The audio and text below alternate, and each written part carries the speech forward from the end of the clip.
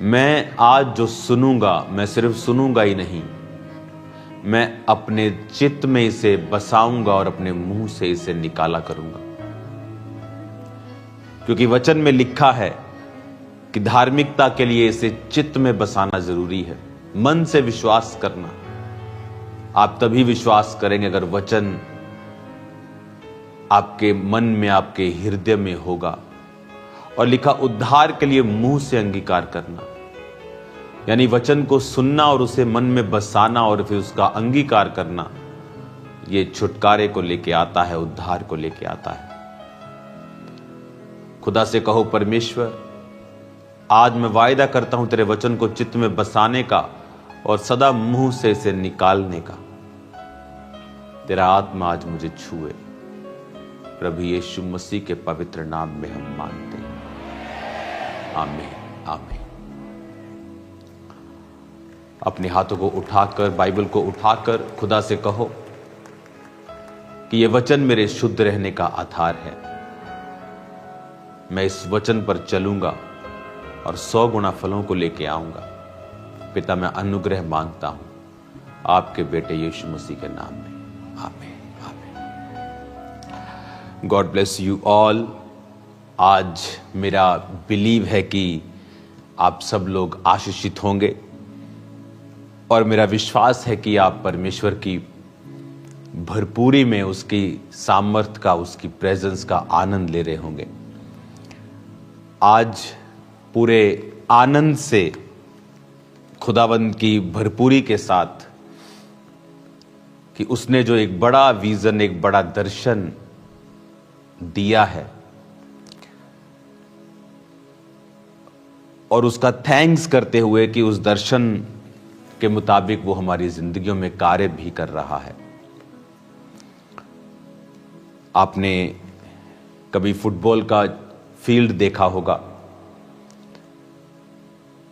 2 teams field में होती हैं, हजारों दर्शक होते हैं ग्राउंड में बैठे और करोड़ों व्यूअर्स होते हैं जो टीवी ऑनलाइन उन्हें देख रहे होते हैं। और आपने नोटिस करते हैं कि जिस प्लेयर के पास बॉल होती है सब उसके पीछे भागते हैं, और जब बॉल कहीं और चली जाती है तो उस प्लेयर का वो पीछा करना छोड़ देते हैं। आपने देखा होगा कि जब आप परमेश्वर का काम करते हैं लोग आपका पीछा करते हैं, क्योंकि बॉल आपके पाले में है। आप पहले नशा करते थे, लोग आपको बुरा नहीं कहते थे, लेकिन अब आपने विश्वास कर लिया, आपके रिश्तेदार आपको धमकियां देते हैं। कपटी लोग आपके बारे में बुरा बोलते हैं। जो खुद पाप में डूबे हुए हैं, आत्मिक तौर पे मरे हुए हैं, पौलुस ने कहा कि कुत्तों से चौकस रहो, काट कूट करने वालों से चौकस रहो। वो जो काटते हैं, फाड़ते हैं कि एक दूसरे का सत्यानाश कर दे। क्यों? क्योंकि दर्शन आपके पाले में है। आप खुदावंद के बुलाए, उसकी कुलाहट से चल रहे हैं, तो आपको कभी भी ऐसे लोगों की परवाह नहीं करनी चाहिए जो उस दर्शन के कारण, क्योंकि जो आपके जीवन में है, क्योंकि बॉल आपके पास है तो सब आपका पीछा करेंगे। आपको थैंक्स करना चाहिए कि परमेश्वर ने आप पर भरोसा रखा है, कि उसने आपको बॉल दी है, उसने आपको दर्शन दिया है, आपको विजन दिया है, आप पर परमेश्वर ने भरोसा जताया है कि ये व्यक्ति मेरे उस दर्शन को पूरा करेगा जो मेरा इस समय इन लोगों के लिए है, इस देश के लिए है। हमें आनंदित होना चाहिए कि परमेश्वर हमें इस्तेमाल कर रहा है और हम उसकी भेड़ों के समान उसके पीछे पीछे हैं और उसकी दुल्हन के समान उसके आने का इंतजार कर रहे हैं। मेरा बिलीव है कि परमेश्वर का आनंद आपके जीवन में होगा। एक वचन जब आप पढ़ते हैं रोमियो 10 में, तो उसमें लिखा है कि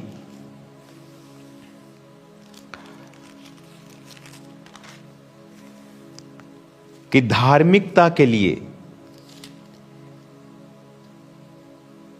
रोमियो 10 उसकी 10 आयत तक मैं पढ़ूंगा। धार्मिकता के लिए मन से विश्वास और उद्धार के लिए मुंह से अंगीकार किया जाता है। 12 आयत में लिखा, यहूदियों यूनानियों में कुछ भेद नहीं, क्योंकि वो सबका प्रभु है और सब नाम लेने वालों के लिए उद्धार है।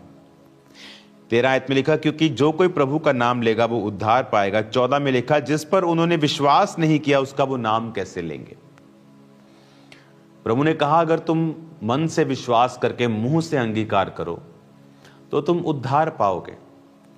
जिस तरह बहुत से विश्वासी, अगर मन में उनके विश्वास है कि प्रभु चंगा कर सकता है, लेकिन अगर अंगीकार नहीं है वचन का, प्रभु ने कहा था तू बड़ा प्रभावशाली होगा यहोशू, व्यवस्था की यह पुस्तक तेरे मुंह से उतर न पाए। हिंदी में चित्त लिखा है, पर उसकी राइट ट्रांसलेशन है जो ओरिजिनल बाइबल है, वहां है माउथ की व्यवस्था की जो ये पुस्तक है वो तेरे मुंह से कभी भी उतरनी नहीं चाहिए। हालेलुया। अपने पड़ोसी को बोलो, व्यवस्था की ये पुस्तक तेरे मुंह से कभी भी उतरने ना पाए। फिर से बोलो, व्यवस्था की ये पुस्तक तेरे मुंह से कभी भी उतरने ना पाए। आमीन। और इब्रानी भाषा में अगर आप इसे पढ़ेंगे तो उसमें लिखा है, व्यवस्था की यह पुस्तक तेरे पेह से, पेह PEH इब्रानी भाषा का 6310वां शब्द, जिसका मतलब है द माउथ। एक तलवार की धार के लिए भी इसे यूज किया जाता है, पेह। इसका मतलब क्या है कि कई बार आप विश्वास करते हैं लेकिन अंगीकार नहीं है। बिलीव है कि परमेश्वर कर सकता है, अंगीकार परमेश्वर ने कहा, सोचा नहीं। जो प्रभु के दिमाग में था उसने कहा उजाला हो जाए तो उजाला हो गया। कहीं नहीं लिखा खुदा ने सोचा, लिखा खुदा की जो बुद्धि थी, जो बुद्धि परमेश्वर के संग थी, वो अंदर परमेश्वर को मालूम था मैं ऐसा करूंगा, लेकिन हुआ कब? आत्मा भी मंडलाता था, लेकिन हुआ कब? जब कहा। यह मेरा वचन का टॉपिक नहीं है, लेकिन उस टॉपिक पे आने से पहले हमें बेस एक बनाना है ताकि आप समझ पाएं कि कहा। जब आप कहते हैं मैं ना मरूंगा वरन जीवित रहूंगा, परमेश्वर के कामों का वर्णन करता रहूंगा, कोई महामारी मेरा हिस्सा नहीं है, कोई दुख मेरे डेरे पे ना आएगा, मैं जवान सिंह और अजगर को लताड़ूंगा, सांप और बिच्छुओं को रौंदने का परमेश्वर ने मेरे को अधिकार दिया, यहोवा मेरा चरवाहा है, मुझे घटी ना होगी, उसने मेरे भाइयों के मध्य में मेरा अभिषेक। वचन, अंगीकार लिखा है, जो कि प्रभु का नाम लेगा वो उद्धार पाएगा। पर कहता जिन्होंने विश्वास नहीं किया उसका नाम कैसे लें? फिर कहता जिसके विषय में सुना नहीं, 14 आयत में, उस पर विश्वास कैसे करे और प्रचारक बिना कैसे सुने? इसका मतलब परमेश्वर का उद्धार नहीं पहुंचता जब तक प्रचारक प्रचार ना करे। कहता जो कि प्रभु का नाम लेगा वो उद्धार पाएगा। फिर कहता जब तुमने सुना ही नहीं है उसके बारे में तो नाम कैसे लोगे? तुम्हें विश्वास ही नहीं है अगर, तो उसका नाम कैसे लोगे? विश्वास कैसे आएगा जब तक उसके बारे में सुनोगे नहीं?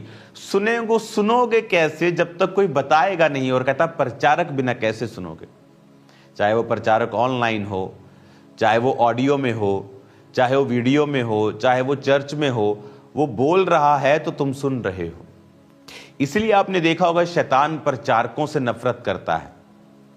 उसे पता है कि ये एक माध्यम है परमेश्वर और लोगों के बीच में, ये हैं वो जो उसके नाम का प्रचार कर रहे हैं। और जब वचन सुनाते हैं तो लोगों के अंदर विश्वास पैदा होता है।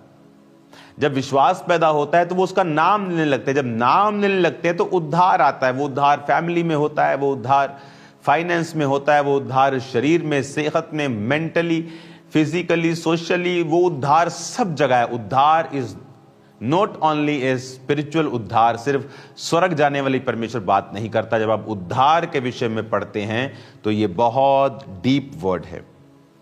जब आप उद्धार के विषय में पढ़ते हैं तो ये सिर्फ परमेश्वर स्वर्ग जाने की बात नहीं कर रहा।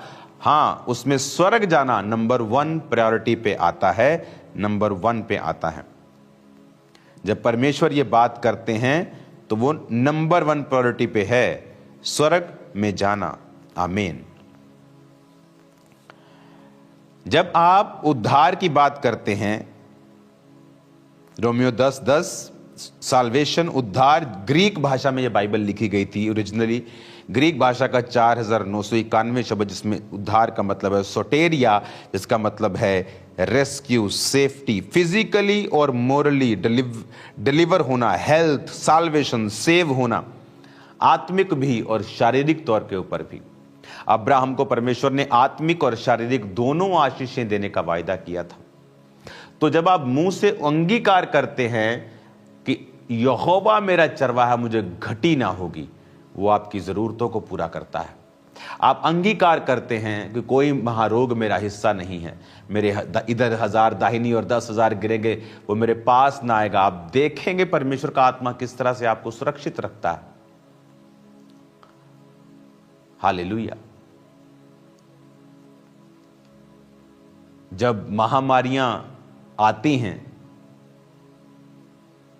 हम सड़कों पे चले, कोविड के दौरान लोग पूछते थे, आज जो नए नए लोग देखते हैं, कई बार पास्टर्स को बोलते हैं, ये कोविड के टाइम कहां थे?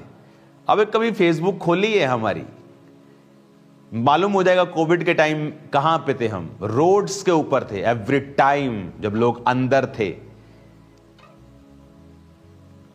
एक जगह महामारी हुई तो वो ऐसी महामारी थी कि लोगों को रेशा होता था बहुत और उनके अंदर इन्फेक्शन हो जाती थी बहुत।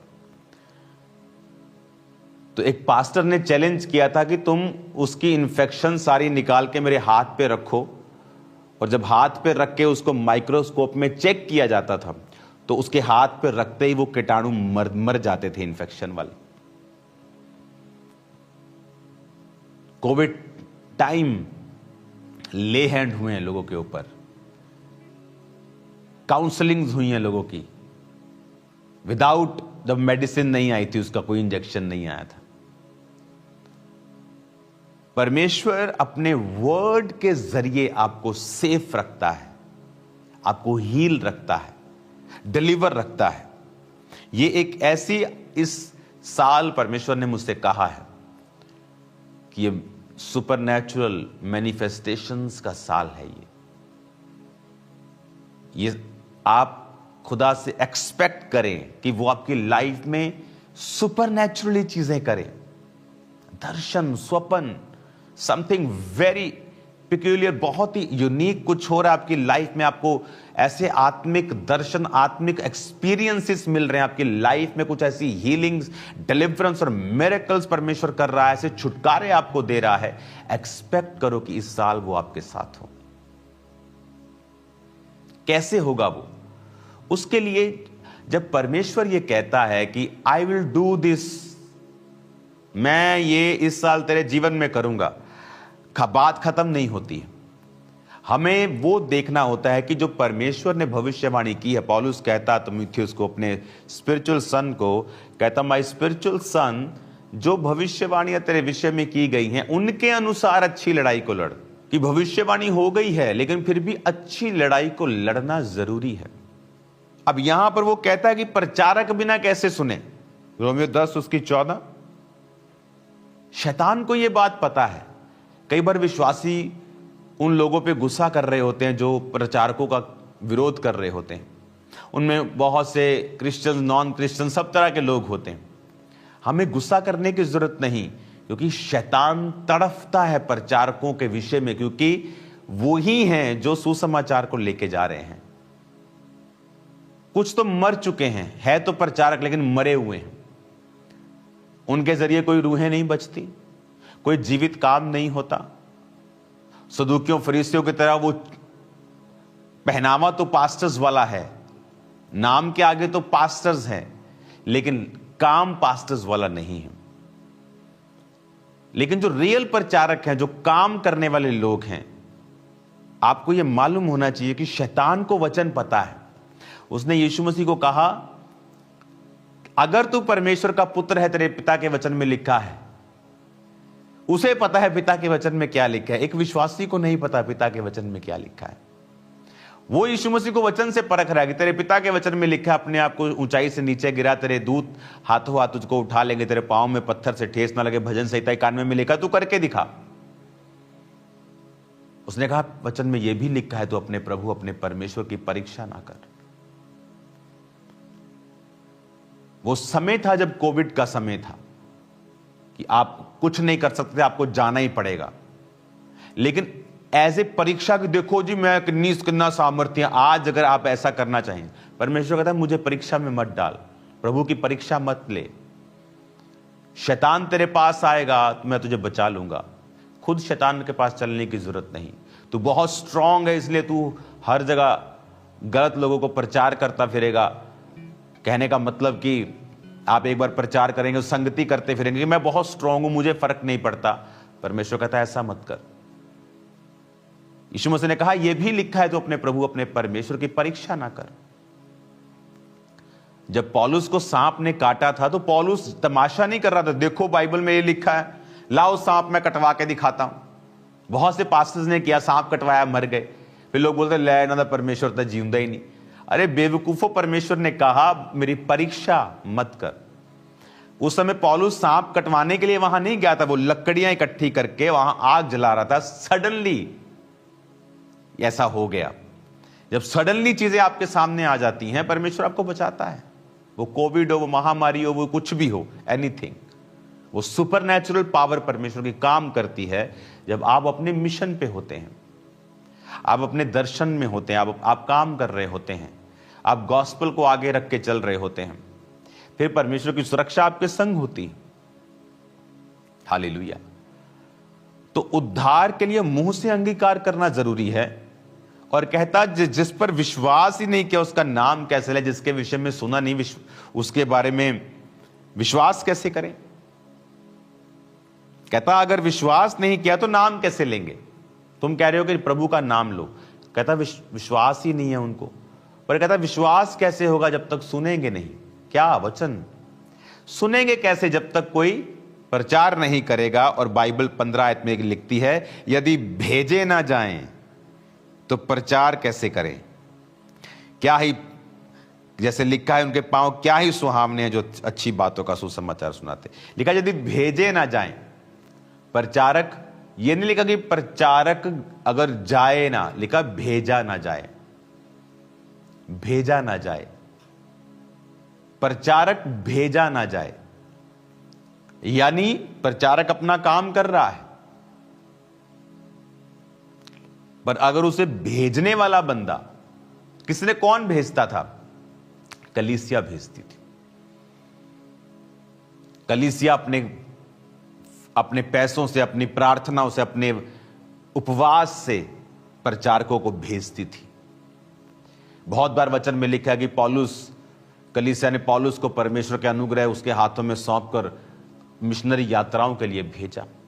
पीछे से वो फाइनेंशियली बहुत अमीर नहीं थी वो कलीसियाएं, लेकिन बहुत वो बोया और बहुत पौलुस ने कार्य किया।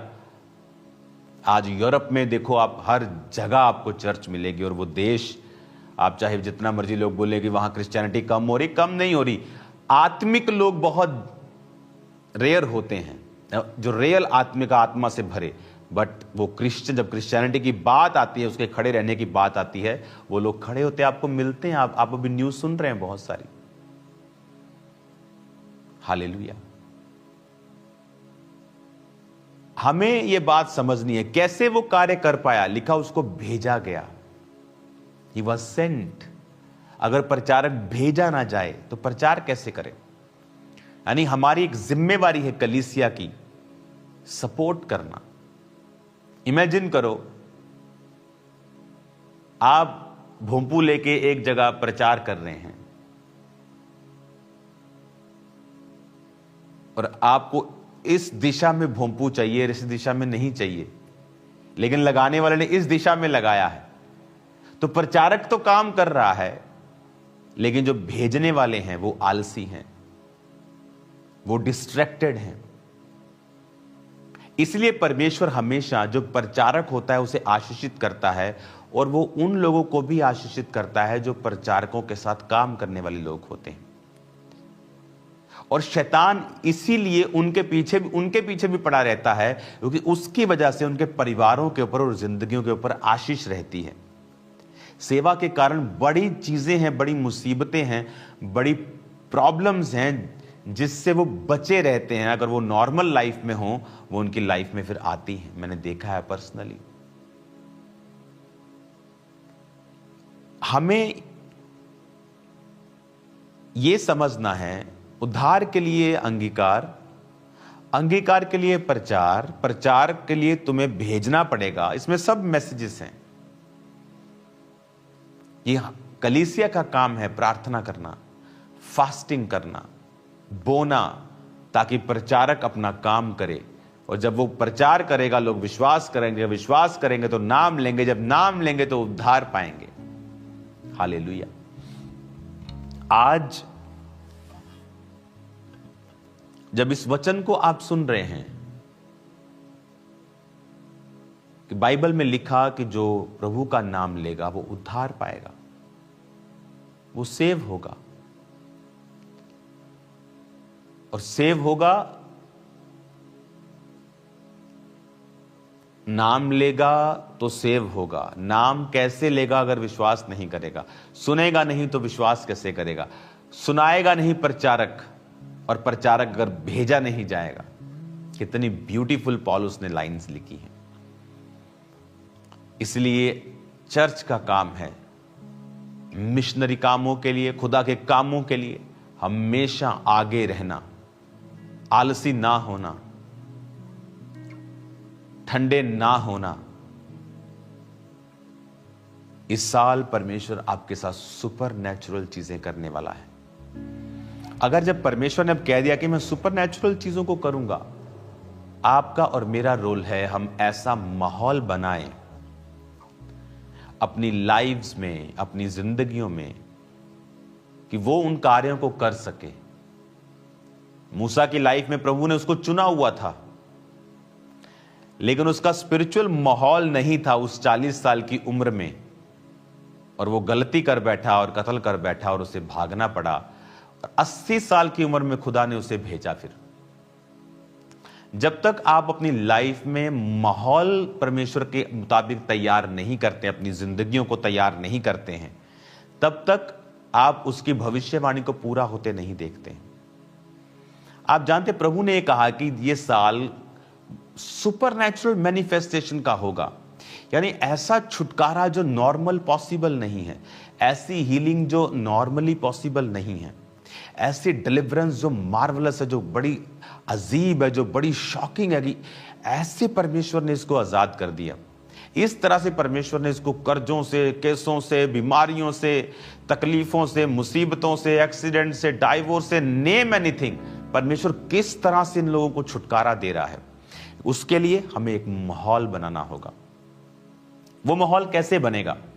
हमें तैयार रहना होगा कि स्पिरिट जो काम प्रोफेसी के जरिए जाहिर कर चुका है कि मैं मैनिफेस्टेशंस करूंगा इस साल, ग्लोरियस, सुपरनैचुरल, अलौकिक जिसे कहते हैं, जो प्राकृतिक नहीं लगती। एक हीलिंग होती है, आपकी बॉडी में परमेश्वर ने सिस्टम बनाया है सेल्फ हीलिंग का, कि वो धीरे धीरे 6, 7, 8, 10 साल, महीने में, साल में ठीक हो जाती है। वो रोग प्रतिरोधक जो क्षमता होती है वो आपकी बॉडी में काम करती है। बट एक होता है कि सुपरनैचुरल हीलिंग, कि सडनली परमेश्वर ने आपको छुआ, जिस तरह हम गवाहियां सुनते हैं, आज भी सुनेंगे। एक होता है कि आप धीरे धीरे किसी चीज से निकल रहे हैं। एक होता है कि सुपरनैचुरली परमेश्वर ने कुछ ऐसा इंतजाम किया, काम किया, कि आप जहां 60 साल में पहुंचना था 6 में पहुंच गए, जहां 6 साल में पहुंचना 6 महीने में चले गए। उसके लिए आपको एक काम करना होगा, आपको उन अध्यायों को पढ़ना होगा जिन अध्यायों में परमेश्वर ने सुपरनैचुरल मिरेकल्स किए हैं। जिस तरह चारों सुसमाचार मत्ती, मरकुस, लूका, यूहन्ना, इनमें जहां जहां परमेश्वर ने मिरेकल्स किए हैं, साइंस एंड वंडर्स, प्रेरितों के काम की पुस्तक में, उन अध्यायों को स्पेशली पढ़ें। क्यों खामरा चर्च कभी भी विरोधियों के खिलाफ कार्य नहीं करती? क्योंकि ये चीजें आपको सुपरनैचुरल मैनिफेस्टेशन से बाहर ले जाती हैं, माहौल खराब कर देती हैं। पर जब आप प्रभु के हाथों में, मैं फिर कह रहा हूं, चर्च ने माफ किया, लोगों ने माफ किया, खुदा ने नहीं किया। कहता तू माफ करेगा, मैं उसका सिर अंगारों से भर दूंगा, जला दूंगा उसके सिर को। आप लोगों की हालत देखो क्या हो रही है, हंसी आएगी आपको और परमेश्वर के ऊपर प्राउड भी फील होगा। ये क्या परमेश्वर ने शैतान के परखच्चे उड़ा दिए हैं, तार तार कर दिए हैं। हालेलुया। कैसे? क्योंकि आपको जब सुपरनैचुरल मैनिफेस्टेशन करनी है, आपको अलौकिक कार्य करने हैं, आप अपने लाइफ में माहौल बना के रखेंगे। आपके घर में 24 घंटे टीवी चल रहा है, आपकी लॉबी में हर तरह का प्रोग्राम चै चै पै पै चल रही है 24 घंटे। कोई माहौल नहीं है प्रार्थना का। हर आदमी अपनी अपनी गंगी गा रहा है, कोई फोन पे कुछ सुन रहा है, कोई कुछ कर रहा है, कोई इधर जा रहा है, कोई उधर जा रहा है, कोई ठहराव नहीं है उस घर में। कैसे आप परमेश्वर की सुपरनैचुरल चीजों को ले पाएंगे? आप जानते परमेश्वर अब्राहम से क्यों प्यार करता था और उसे अपना दोस्त कहता था? और जब सदोम मोरा को नाश करने से पहले परमेश्वर ने अब्राहम को कहा, अपने आप को कहा कि अब्राहम मेरा दोस्त है, मैं क्या इतना बड़ा काम इसको बिना बताए करूं? अब वो क्या आदमी है वो, खुदा को क्या जरूरत है बताने की? पर परमेश्वर उससे प्यार करता था। बाइबल कहती है परमेश्वर अब्राहम से प्यार करता था, क्योंकि अब्राहम के बारे में परमेश्वर कहता है कि ये अपने बाद अपने घराने को आज्ञा देगा यहोवा को मानने की। आज्ञाएं कि बहुत, अगर प्रभु में बने रहोगे तो मेरी प्रॉपर्टी के वारिस हो। आज्ञाएं, स्ट्रॉन्ग आज्ञाएं। आज आपके घर को आपने ऑर्डर में नहीं आप लेके आए। आपके बच्चे के दोस्त कौन है आपको पता नहीं, आपकी लड़की की सहेलियां कौन है आपको पता नहीं, आपके घर में क्या चल रहा है आपको पता नहीं। आदम की जब पत्नी हवा गिरी तो आदम भी उस श्राप में शामिल हुआ। जब पहली बार शैतान ने हवा से बात की, ये कोई फर्स्ट टाइम बात नहीं की थी उसने। आते ही पहली बात में एक औरत क्यों उसकी बात को सुनेगी? ये कॉन्टिन्यूटी थी। जब शैतान किसी के दिल में काम करता है ना, तो धीरे धीरे कार्य करता है। एक दिन कुछ बात, दूसरी बात, फिर तीसरी बात, फिर चौथी बात, फिर पांचवी बात। बहुत से लोगों को मैंने देखा है, जब वो परमेश्वर से, उसकी सेवा से हटते तो धीरे धीरे शैतान उनके दिल में बातें डालता है। फिर धीरे धीरे वो गायब करता है उनको, फिर सडनली अटैक करता है। फिर वो भागते हैं, फिर चर्च के, पापा रख लो मुझे, टाइम निकल चुका होता है। फिर प्रभु मुझे माफ कर दे, माफ कर दिया, पर कॉन्सिक्वेंसेस रहेंगे लाइफ में, उसका असर तो रहेगा। माफी तो परमेश्वर देता है, उसी वक्त देता है, 3 सेकंड में देता है। हमें यह बुद्धि रखनी पड़ेगी कि परमेश्वर आदम हवा के साथ उस संगति में, ऐसी संगति में नहीं था जैसा होना चाहिए था। वो शैतान उससे बात कर रहा है कंटिन्यू, और एक दिन वो आके एक बड़ा काम कर जाता है। जब आपका परिवार के साथ कोई नाता ही नहीं है, वाइफ के साथ बैठना ही नहीं है, हस्बैंड के साथ बैठना ही नहीं है, बच्चों के साथ बैठना ही नहीं है, अपना काम किया, वाइफ ने अपने बर्तन मांजे, खाना बनाया, बच्चे अपना पढ़ के आए, खत्म। एक दूसरे की लाइफ का पता ही अगर कुछ नहीं है तो कैसे मालूम होगा आपको? कैसे आप सलाह दे पाएंगे? अपने बच्चों के दोस्त बने। हालेलुया।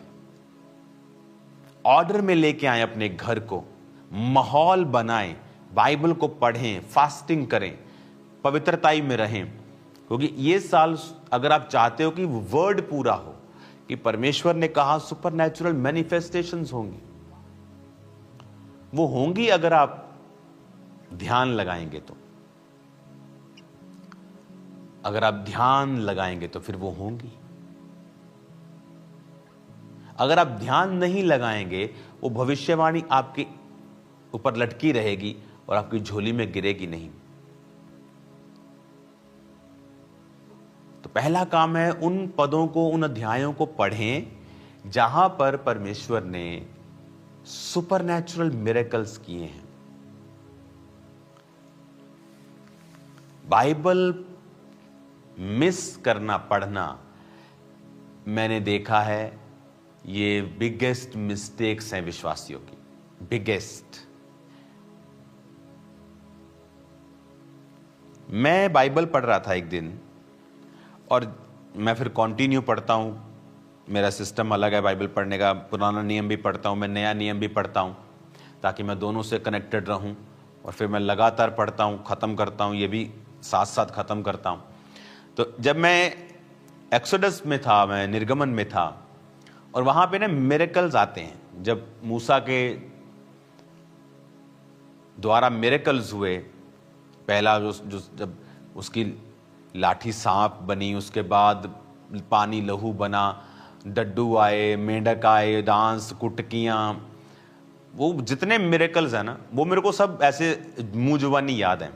तो जब वो दोबारा बाइबल जब पढ़ते ही रहते हैं आप, जब वो दोबारा मिरेकल्स में पढ़ रहा था, तो मुझे ऐसा मन में आया कि यार ये मैंने बहुत बार पढ़ा हुआ है, तो मैं ऐसा करता हूँ इसको ना, चलो जल्दी जल्दी पढ़ के मैं आगे निकलता हूँ। तो जैसे मैं वो मिरेकल्स पढ़ रहा था, परमेश्वर ने मुझे रेवलेशन देनी स्टार्ट कर दी। देखो वही पुराना वचन मैं 10 बार पढ़ चुका हूँ, 20 बार पढ़ चुका हूँ, 30 बार, 40 बार पढ़ चुका हूँ, लेकिन फिर परमेश्वर ने मुझे रेवलेशन, फ्रेश रेवलेशन उन्हीं वचनों में दी जो गवर्नमेंट ने सेलिब्रेशन किया था क्रिसमस का, वहां प्रचार किया कि परमेश्वर ने अगर जबरदस्ती करनी होती तो उन लोगों को कहता।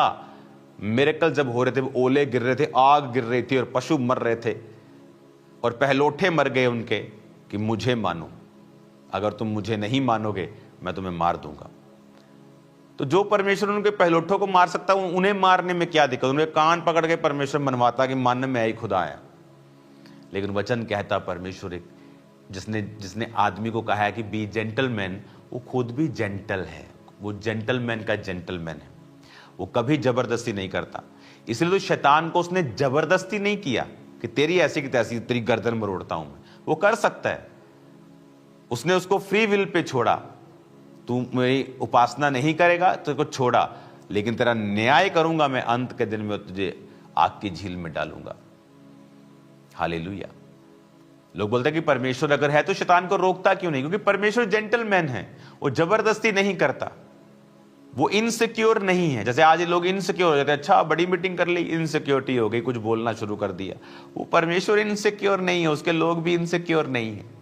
जो आत्मा में के लोग होते हैं वो इनसिक्योर नहीं होते इन चीजों से। हालेलुया।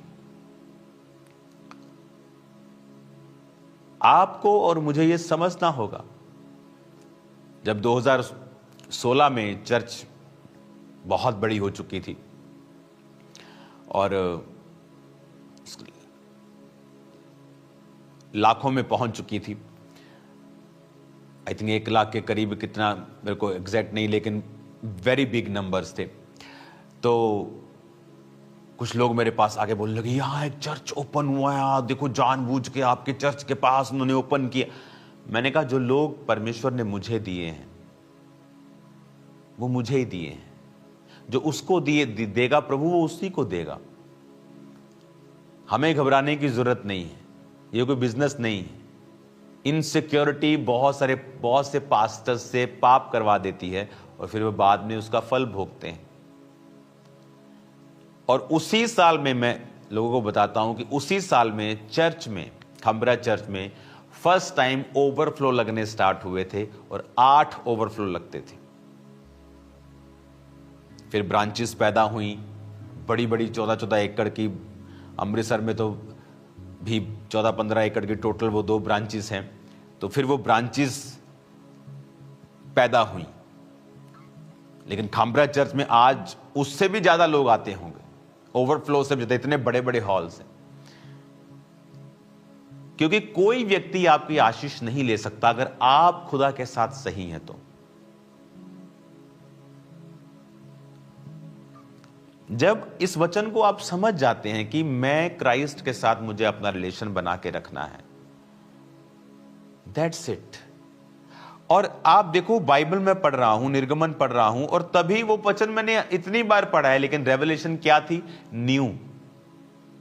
और जब मैंने वो प्रीच किया, आप मानोगे नहीं, मुझे हजारों लोगों के मैसेजेस आए कि वो जबरदस्त, लोगों के हृदय छिद गए उस वचन को सुन के, कि परमेश्वर ने वाकई उनको कहा कि मेरे लोगों को छोड़। उन्हें मानने के लिए नहीं कहा, परमेश्वर ने जबरदस्ती नहीं की, वो जबरदस्ती नहीं करता किसी से। और वो कहां रेवलेशन मिली? सिंपली जब मैं बाइबल को पढ़ रहा था। आप जब बाइबल पढ़ते हैं, उन पदों को, अध्यायों को, जहां सुपरनैचुरल मिरेकल्स हुए हैं, जहां अंधे ठीक हुए हैं, जहां लंगड़े चले हैं, जहां मुर्दे जिलाए गए हैं, जहां दुष्ट आत्माओं के रोगी आजाद हुए हैं, जहां परमेश्वर ने 5000 व्यक्तियों को, पुरुषों को, उसके साथ बच्चे और माताएं बहनें अलग, उनको खिलाया है थोड़ी सी रोटी मछलियों से। कैसे 5 रोटी तो मछली से इतने हजारों लोग पेट भर सकते हैं? परमेश्वर ने मिरेकल किया जब वो पानी पे चले हैं, उसने मिरेकल किया जब वो जी उठे हैं। वो जख्म जो हाथ और पैरों के थे, वो जख्म भर चुके थे, लेकिन वो होल्स वहां पे थे। वो मिरेकल्स जब आप उन्हें पढ़ते हैं, आप एक एटमॉस्फेयर रेडी कर रहे हैं कि प्रभु का आत्मा same manifestation, same miracles, same चमत्कार, सेम चिन्ह, सेम अद्भुत काम वो आपकी लाइफ में करें। हालेलुया। सेम आपको माहौल बनाना होगा, आपको अपना घर ऑर्डर में लाना होगा, लाइफ ऑर्डर में लानी होगी। ये प्रार्थना का समय है, ये मेरा ये वाला समय है, आपको हर चीज ऑर्डर में लानी होगी। फिर परमेश्वर का आत्मा, आप देखेंगे कुछ ऐसे कार्य हैं जो आप हैरान हो जाएंगे जब परमेश्वर का आत्मा अब आपकी लाइफ में वो करने वाला है। हालेलुया। अपनी परमेश्वर का वचन कहता है, जो बोया जाता है वही काटा जाता है। गलातियों 6:7। यह सेवकाई भी एक बीज है जो हम आपके जीवन में बो रहे हैं। यदि यह वचन, यह प्रार्थना और यह शिक्षा आपके आत्मिक जीवन में आशीष और प्रोत्साहन का कारण बनी है, तो कृपया इस चैनल को सब्सक्राइब करें, ताकि प्रभु का जीवित वचन निरंतर आप तक पहुंचता रहे और औरों तक भी पहुंचे। आपकी एक छोटी सी सहभागिता से यह सेवकाई आगे बढ़ती है और कई आत्माएं प्रभु के निकट लाई जाती हैं। प्रभु यीशु मसीह आपको और आपके पूरे परिवार को भरपूर आशीष दे। यीशु के सामर्थ्य नाम में, आमीन।